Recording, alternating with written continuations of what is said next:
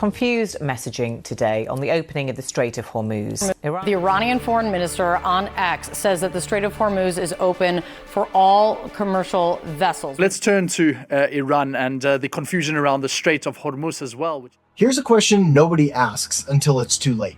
What happens to the price of everything, your electricity, your petrol, your groceries, when a 33-kilometer wide strait on the other side of the world gets blocked? This is the Strait of Hormuz. And roughly 1/5 of all the oil and gas on Earth passes through it every single day. Every time there's a crisis here, energy markets panic, prices spike, and the shockwaves reach your home within weeks. But here's what's actually interesting. The crisis in the strait isn't just threatening our energy system, it's accelerating the end of it. So what exactly is the Strait of Hormuz? Think of it as a funnel. On one side, you have the Persian Gulf, Saudi Arabia, Iraq, UAE, Kuwait, Iran. On the other side, the rest of the world. And almost everything has to go through this funnel. About 80% of the oil going through here is headed to Asia, and more than 90% of the liquefied natural gas. Countries like Japan and South Korea import over 80% of their total energy, and a huge chunk of it travels through this single route. That's not just an inconvenience, that's a structural vulnerability. And the fragility goes even deeper, because oil and gas aren't just physically transported, they're traded on global markets, financialized, speculated on. Even countries that don't use Hormuz at all still feel the price shock. There is no escape hatch, unless there's a new word you need to know: electrotech. It sounds like a startup, but it's actually a category, a group of technologies that are fundamentally changing the logic of energy. We're talking about solar, wind, batteries, electric vehicles, and heat pumps. Here's what makes them different from everything that came before. A solar panel doesn't need a supply chain. You install it once, and it generates electricity for 25 to 30 years. No shipping routes, no spot market, no geopolitical hostage situations. An electric vehicle doesn't need a petrol station. It needs a plug. A heat pump heats your home by moving electricity, not by burning imported gas. Fossil fuels need to be continuously extracted, transported, refined, shipped, and purchased, and at every step, someone else controls the price. Electrotech? You own the fuel, because the fuel is sunlight, the fuel is wind, the fuel is physics. Modeling by the energy research group Ember found something striking.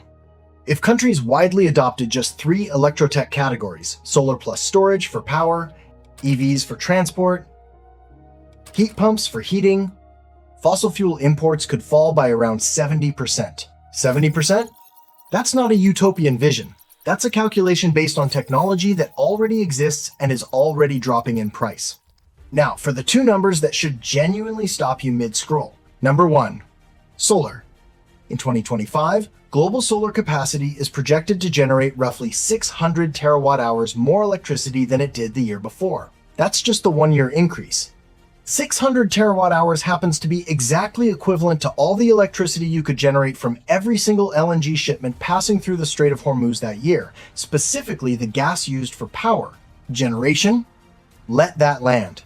1 year's growth in solar capacity can replace the entire electricity contribution of the world's most strategically critical gas corridor. And battery costs? Down 36% since 2022. Grid storage deployment? Up 7-fold in the same period. Number 2, electric vehicles. In 2025, EVs are expected to displace approximately 1.7 million barrels of oil per day globally. For context, that is about 70% of Iran's entire oil export capacity. Think about that.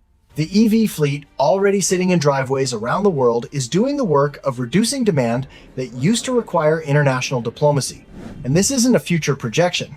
This is happening right now, in 2025. Even China, which drove global oil demand growth for over a decade, is expected to see oil demand fall this year because EVs are eating into it. Price spikes don't just hurt, they push people toward the exit.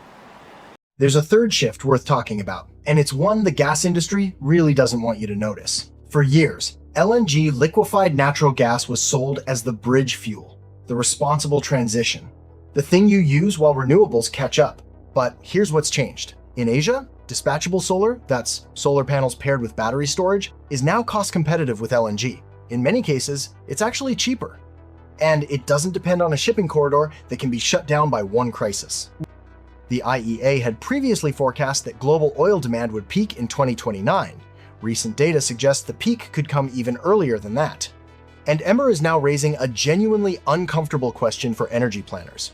What if your long-term LNG contracts become liabilities instead of assets? For countries still building LNG import terminals right now, that's a very expensive gamble. The Strait of Hormuz will eventually calm down. It always does. But the deeper crisis it revealed won't go away because it was always there. 75% of the world's population lives in countries that import more fossil fuels than they export. That's not a news story. That's a structural dependency built up over 100 years. But for the first time in that 100 years, there's a way out, and it isn't built on tankers and pipelines. It's built on panels, packs, and plugs. Countries that invest in Electrotech now will be better prepared to weather the next storm, and there will be a next storm. So here's the question worth sitting with. When the next crisis hits the Strait of Hormuz, and it will do, you want to be dependent on it?